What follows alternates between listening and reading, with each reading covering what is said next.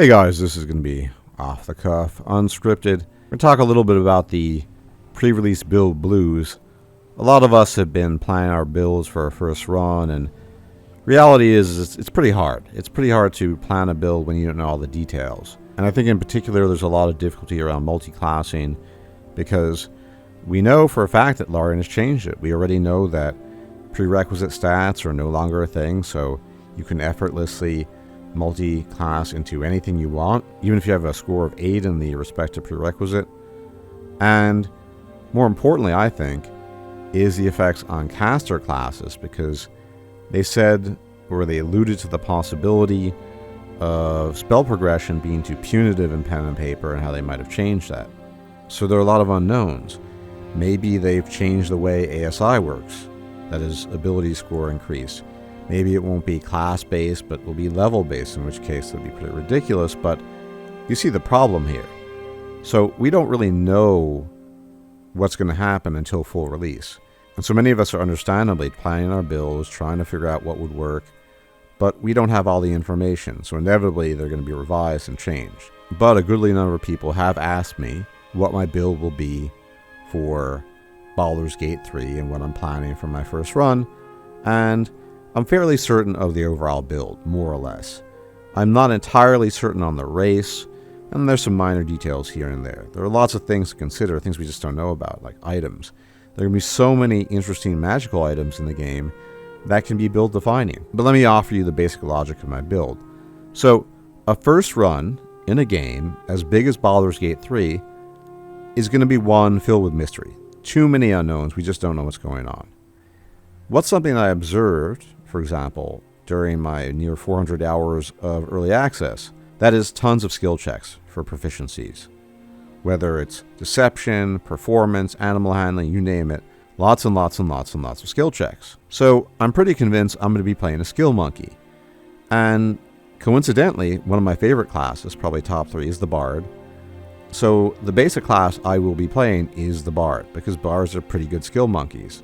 In addition to that, they're full casters, they offer a lot of buffs, and they can do a little bit of everything. And I want to be able to face the challenge head on of all the unknowns that are going to be thrown at me, especially when it comes to persuasion, deception, and perhaps even intimidation checks, as well as other things such as sleight of hand, insight, religion, arcana. These are all important skills I think, or foresee being important, that I want to cover. From a role-playing aspect, I think I'll probably play a gnome. I'm not 100% sold on it. And gnomes are, to be fair, a tier B race. They're not amazing.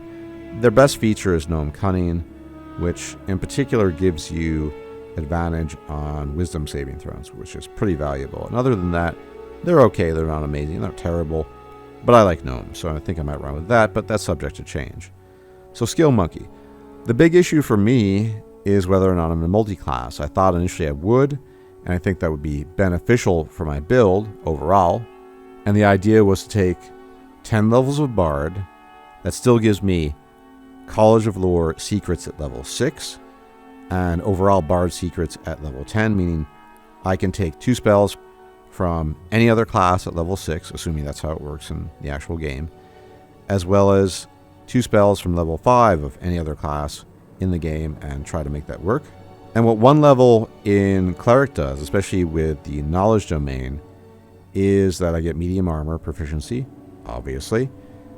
But in particular, I can choose 2 proficiencies, either Arcana, History, Nature, or Religion, and my proficiency bonus is doubled on any skill check for any of those skills. So let's say I choose Nature and Religion, so that means that I'm going to get whatever the bonus might be, say +2 will become a +4. So that's going to be pretty useful.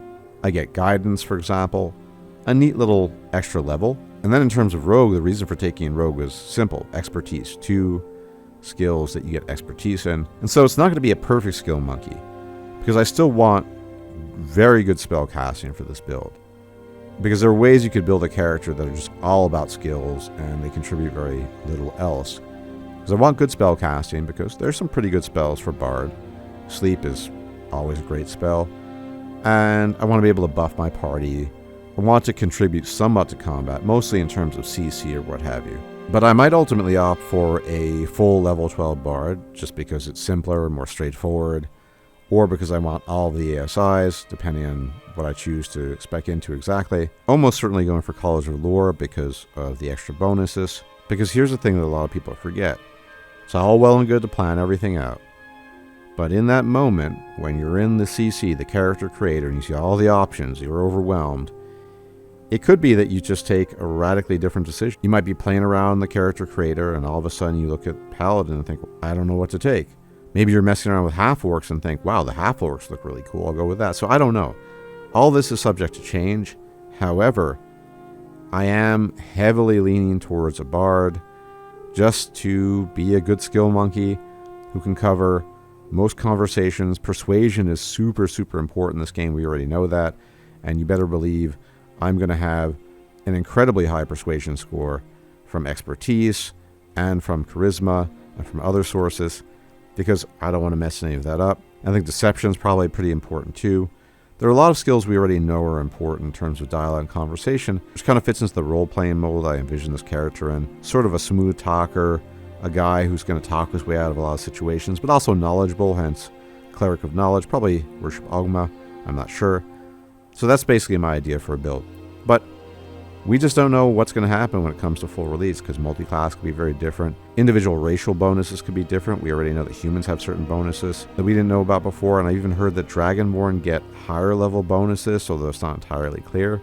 But yeah, I thought I'd inform you that almost certainly going Bard, either 12 levels or 10-1-1 in Rogue and Cleric respectively, because I think Skill Monkey is going to be really useful on a first run, and offer other things like support, healing, and a brief word about companions.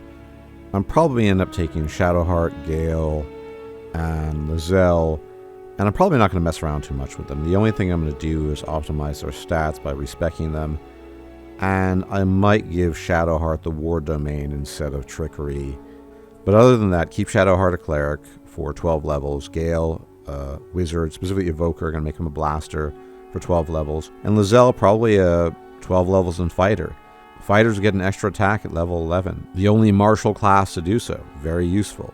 So why not? 12 levels of Wizard for Gale as an Evoker, 12 levels of Cleric for Shadowheart as probably War if that works, and then 12 levels for Lizelle as Battle Master. And then we just see how that works probably. Other than that, that is the plan, and I think that could work out pretty well. I'm probably going to play on normal or standard difficulty for the whole run, the first run, and then for subsequent runs, I will bump it up to Tactician, but I'd like to get through the game at a decent pace. So for now, definitely going to do normal or standard, and then we'll see what happens after the first playthrough. But one thing I'm really interested is the builds that you have planned, so I'd love to hear about it. What do you think you're going to play?